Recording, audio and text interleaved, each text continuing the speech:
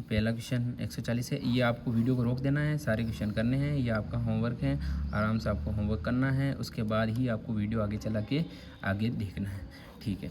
तो सबसे पहला क्या है 140। 140 क्या है, तो 140 के गुणनखंड करेंगे। 2 का भाग दिया 70, फिर 2 का भाग दिया 35, 5 का भाग दिया 7, 7 का भाग दिया 1। तो ये 240 के गुणनखंड 140 के गुणनखंड हो गए। और यहाँ 140 आप लिख के इसको 2 × 2 × 5 × 7 लिख सकते हो, और घात लिखना चाहो तो लिख सकते हो। फिर 156 है, इसके गुणनखंड करेंगे। 2 का भाग दिया 78, फिर 2 का दिया 39, 3 का दिया 13, 13 का भाग दिया 1। अगर इनमें कहीं भी मैंने मिस्टेक कर दी हो तो आप देख सकते हैं, चेक कर सकते हैं, अलग है तो कमेंट कर सकते हैं, ठीक है। क्योंकि गलती किसी से भी हो सकती है, आप कमेंट करोगे, अगर कोई गलती है तो मैं सुधार कर लूँगा। फिर यहाँ 3825 हैं, यहाँ 2 का भाग नहीं जाएगा क्योंकि लास्ट में 5 है, तो हमें दिख रहा है विषम संख्या है, तो 2 का तो जाता ही नहीं है। फिर 3 का कैसे ट्राई करेंगे, सबको जोड़ दो, 3, 8, 2, 5, इन संख्याओं को जोड़ोगे तो 3 और 8 11, 11 और 2 13 और 5 18, यानी कि 18 आ रहे हैं सबका योग। तो उसमें 3, 18 में 3 का जाता है, तो इस पूरी संख्या में 3 का जाएगा। 3 का देंगे 1275, 3 का देंगे 425, 5 का भाग दोगे 85, 5 का भाग दोगे 17, 17 का 1। ऐसे इसके गुणनखंड प्राप्त हो जाएंगे। इधर 5 का भाग दिया है क्योंकि लास्ट में 05 होता है तो 5 का जाता है, लेकिन उससे पहले 2 और 3 को ट्राई करना है, तो 2 का तो जाएगा ही नहीं। 3 के लिए इन सबको जोड़ोगे तो 10 आ रहा है, 10 में नहीं जाता है तो इसमें भी नहीं जाएगा 3 का।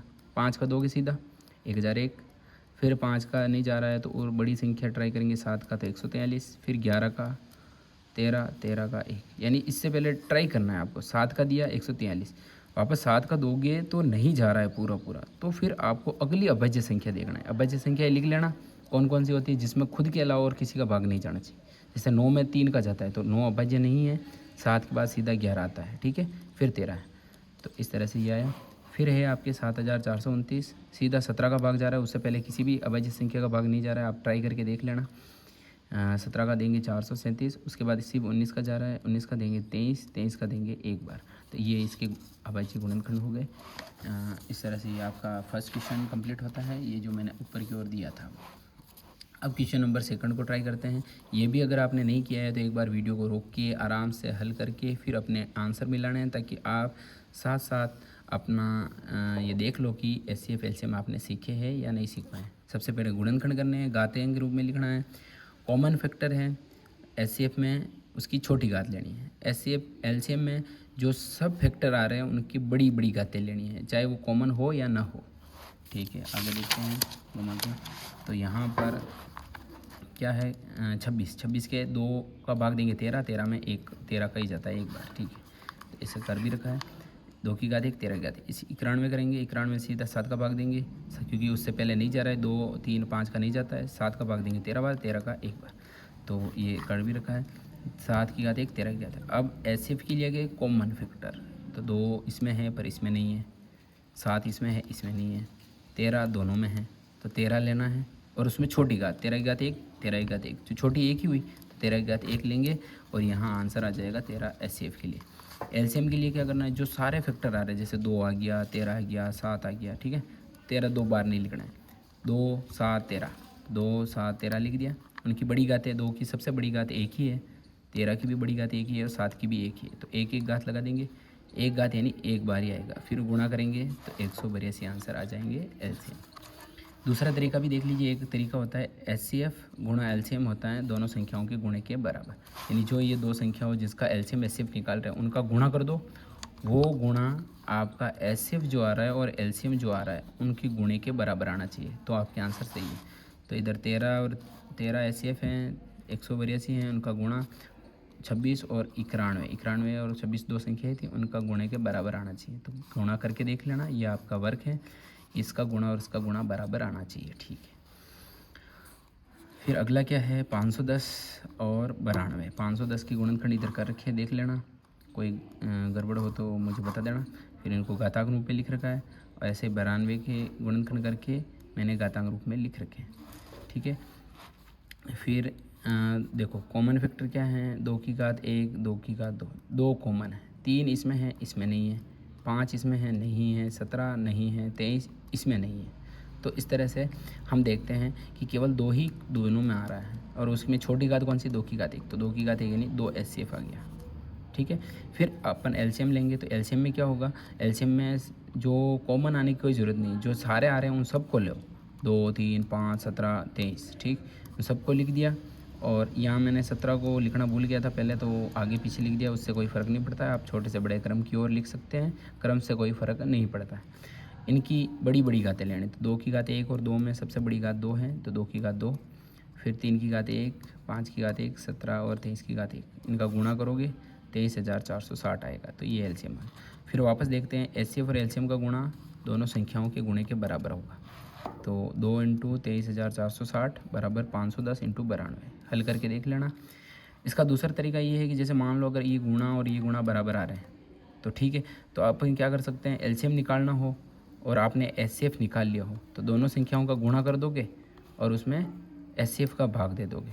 कहाँ से आएगा, जैसे ये समीकरण है, तो हम अगर एलसीएम निकालना चाह रहे हैं तो एचसीएफ इधर लाएंगे तो ये पक्षांतरण होकर इसके भाग में चला जाएगा, यानी दोनों संख्याओं का गुणा इधर है और एचसीएफ का अगर भाग लगा दें तो ये एलसीएम प्राप्त हो जाता है। तो यहाँ पर अगर आप इतना घातांक बड़ी वाली नहीं निकालना चाहते तो आप क्या करो, दोनों संख्याओं का गुणा कर दो और एचसीएफ आपने निकालना है उसका भाग लगा दो, तो भी आपका आंसर आ जाएगा एलसीएम का। ठीक है, फिर आगे देखते हैं क्वेश्चन नंबर 3, 336 और 54।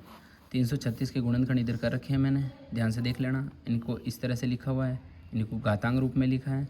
इसी तरह से 54 के गुणनखंड इधर कर रखे हैं और फिर इनको घातांक रूप में लिख रखा है। अब देखोगे तो दोनों में कॉमन क्या आ रहा है, 2 आ रहा है, 3 आ रहा है, 7 नहीं आ रहा है। तो 2 और 3 को यहाँ लिख दो। छोटी घात 2 की घात 1 और 4, छोटी कौन सी, 2 की घात 1, 3 की घात 1, 3 की घात 3, छोटी कौन सी है, 3 की घात 1, 3 की घात 1, दोनों का गुणा किया 6, एचसीएफ आया 6। अब आप चाहो एलसीएम निकालना तो आप इन दोनों का गुणा करके एचसीएफ का भाग लगा दो। तो करके देख लेना, इन दोनों का गुणा, संख्याओं का गुणा बटा एचसीएफ, तो एलसीएम प्राप्त हो जाएगा। और नहीं तो अपने को पता है कि इसमें जितने भी मल्टीप्लायर आ रहे हैं, गुणनखंड आ रहे हैं 2, 3, 7, ठीक है, उन सबको लिखो और उनकी बड़ी घातें, 2 की घात 4 बड़ी हैं, फिर 3 की घात 3 बड़ी है और फिर 7 की घात 1, सबको लिखो, गुणा करो तो 3024 आपको प्राप्त होते हैं। ये आपका एलसीएम आ जाएगा। और इनका गुणा करके भी देख सकते हो, ये दोनों इक्वल आते हैं।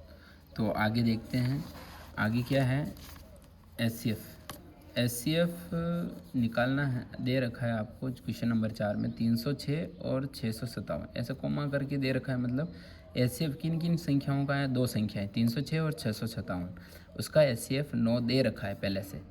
और आपको क्या करना है, एलसीएम निकालना है इन्हीं संख्याओं का। ये थोड़ा पेन से हो गया गलती से, बाकी ये कोष्टक ही है। 306 और 657 यानी इन्हीं 2 संख्याओं का आपको एलसीएम निकालना है। तो क्या करना है आपको, एक तरीका तो वो मैंने जो बताई है कि इनके गुणनखंड करो, कॉमन फैक्टर निकालो और उनमें छोटी घात लोगे तो ये 9 आ जाएगा जो दे ही रखा है आपको। और बड़ी घातें लोगे बिना कॉमन फैक्टर के, जितने फैक्टर आ रहे हैं उन सब की बड़ी घात लोगे तो आपको इसका एलसीएम प्राप्त हो जाएगा। तो वो भी तरीका आप ट्राई करके देख लेना। लेकिन क्या है, ये क्वेश्चन थोड़ा अलग है। इसमें एचसीएफ जब दे रखा हो और एलसीएम पूछे, या एलसीएम दे रखा हो और एचसीएफ पूछे, दोनों में से एक दे रखा हो, तो हम क्या करते हैं, इधर हमने ये फॉर्मूला देखा था कि दोनों का गुणा दोनों संख्याओं के गुणे के बराबर आता है। तो हमें अगर एक दे रखा है और संख्या तो दे ही रखी है, तो एक दे रखा है तो उसका इधर ला के भाग दे दो तो दूसरा हमें प्राप्त हो जाएगा। कोई भी हो सकता है वो, ठीक है।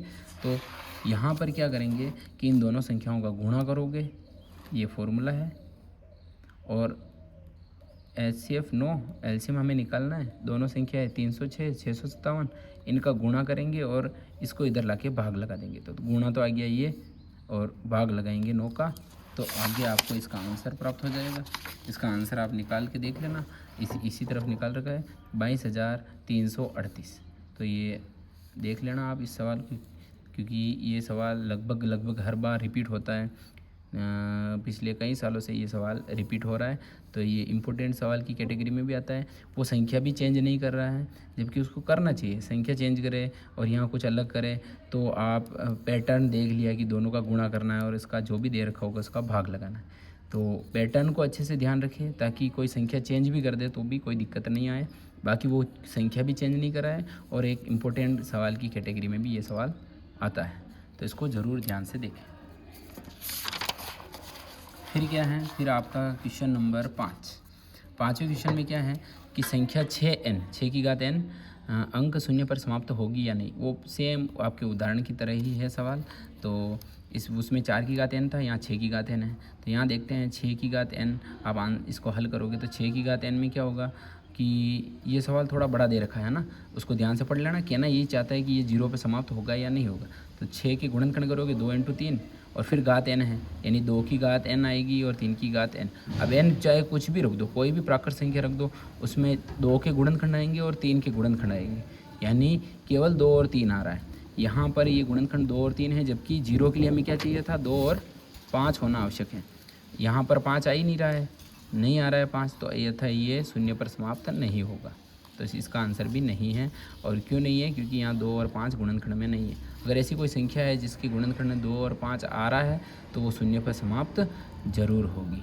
और ये भी ध्यान देना है, 6 की कितनी भी घात लगा दे, अगर 10 पीछे 0 आ रहा है, संख्या के अंक में इकाई का अंक 0 है, फिर घात n है, तभी ये 0 पर समाप्त होगी, वरना वैसे ही इसका आंसर हमेशा नहीं होगा, यानी समाप्त नहीं होगी।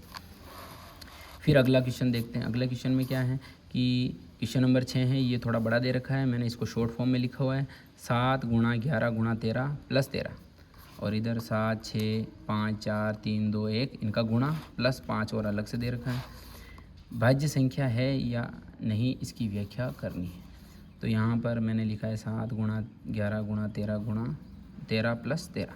तो इसमें क्या कर सकते हैं, ये पूरी एक संख्या बनेगी गुणा करने के बाद, +13 है, तो यहाँ दोनों में 13 दिखाई दे रहा है, तो 13 को हम कॉमन ले सकते हैं, यानी उभयनिष्ठ है तो कॉमन लेंगे, बाहर ले लिया। यहाँ से बचेगा 7 × 11 और यहाँ से 13 बाहर निकाला तो 1 बचेगा, क्योंकि 13 को हम 13 × 1 लिख सकते हैं। मल्टीप्लाई में हमेशा 1 रहता ही रहता है, तो जैसे ही 13 बाहर निकालोगे तो यहाँ से 1 बच जाएगा। तो यहाँ से दोनों से हमने इन दोनों में से 13 को बाहर ले लिया और अंदर ये बच गया। 11 और 7 का गुणा 77 + 1 78, यानी 13 × 78 बनेगा। तो 13 गुणा में आ रहा है, तो ये जो भी संख्या बनेगी गुणे के बाद उसमें 13 का भाग जरूर जाएगा, तो 13 से विभाजित है। तो यहाँ लिख रखा है भाज्य है या नहीं है, तो ये 13 का भाग जा रहा है, तो ये भाज्य संख्या अवश्य होगी। फिर ऐसे ही सेम सेकंड वाला सवाल भी है, इसमें 1 से लेके 7 तक संख्या गुणा है और प्लस करके 5 लिखा है। तो 5 इधर भी है, 5 इधर भी है, कॉमन ले लेंगे। यहाँ कुछ भी बनो, अंदर गुणा होके कुछ भी बनो, हमें कोई लेना देना नहीं है। पर यहाँ बाहर 5 आ रहा है, यानी 5 का भाग तो जाएगा ही जाएगा। यानी जब इनका गुणा करोगे तो कोई बड़ी संख्या बनेगी, लेकिन 5 से गुणा करके बढ़ा रहे हो तो इसका मतलब 5 से वो विभाजित वापस हो जाएगी। तो इसका मतलब ये एक भाज्य संख्या है। इस तरह से ये हम प्रूव कर देंगे। तो इसको किताब पासबुक में कैसे भी दे रखा हो, लेकिन ऐसे लिखोगे तो ये गलत नहीं है, बिल्कुल सही है। ठीक है। फिर क्वेश्चन नंबर 7वां क्वेश्चन बहुत बड़ा दे रखा है, उसको ध्यान से पढ़ना एक बार। वो कहना ये चाह रहा है कि एक लड़की सोनिया है, एक लड़का रवि है, वो एक वृत्ताकार मैदान है, वृत्त जैसा, तो उस पर चक्कर लगा रहा है। तो सोनिया 18 मिनट में चक्कर लगाती है, रवि 12 मिनट में चक्कर लगाता है। तो यानी रवि कम समय में चक्कर लगा रहा है, तो ज़्यादा स्पीड है, ये धीरे चल रही थोड़ी। तो क्या होगा कि पहले में जब ये 12 मिनट में चक्कर लगाएगी तो रवि 12 मिनट में लगा देगा, जबकि उसको 18 मिनट लग रहे हैं, पीछे है। अब वो आगे चला गया, ये 18 मिनट में पहुँची है वापस स्टार्टिंग पॉइंट पे, यानी प्रारंभिक बिंदु पे 18 मिनट बाद पहुँचेगी, तब तक ये आगे निकल जाएगा। तो कब ये दोनों वापस मिलेंगे ये हमें बताना है। तो इन दोनों का आप लोगे LCM। तो सबसे पहले गुणनखंड किए मैंने, 18 के करके देख लेना, 12 के गुणनखंड, फिर ऐसे घातांक रूप में लिखा है। एलसीएम निकालने के लिए इनको फैक्टर की जो घात है वो बड़ी घातें लेनी है और उनको गुणा करोगे तो 36 आएगा। तो यानी 36 मिनट बाद वो वापस वहाँ मिल जाएंगे आप। तो यहाँ पर देखो 18 के 2 का भाग दिया, 9 में 3 का भाग, फिर 3 में 3 का भाग एक बार। गुणनखंड है, 12 में 2 का भाग देंगे 6 में 2 का भाग 3 में 1 बार जाएगा 3 का। और इसको घातांक रूप में लिख रखा है, 2 एक बार है, 3 2 बार हैं, तो 2 बार 2 बार है तो 2 की घात 2, 3 एक बार है तो 3 की घात 1। दोनों में 3 भी दोनों में आ रहा है, 2 भी दोनों में आ रहा है, तो यानी 2 भी है 3 भी है, तो दोनों को लिख देंगे, कॉमन फैक्टर है।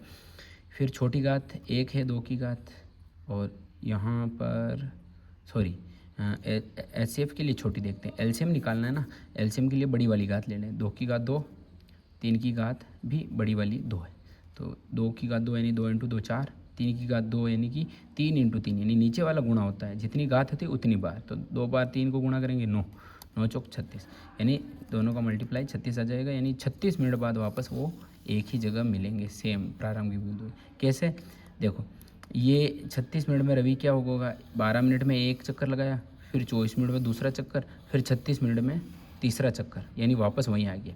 जबकि ये 18 मिनट में एक चक्कर और फिर 18 दूना 36, 36 पे वापस वहीं आ जाएगी, यानी दोनों 36 मिनट पे वापस वहीं स्टार्टिंग पॉइंट पे मिल जाएंगे। ये आपका क्वेश्चन था, क्वेश्चन नंबर 7। ये तुम्हारी क्या हो गया, प्रश्नावली पूरी 1.1 ख़त्म हो गई है।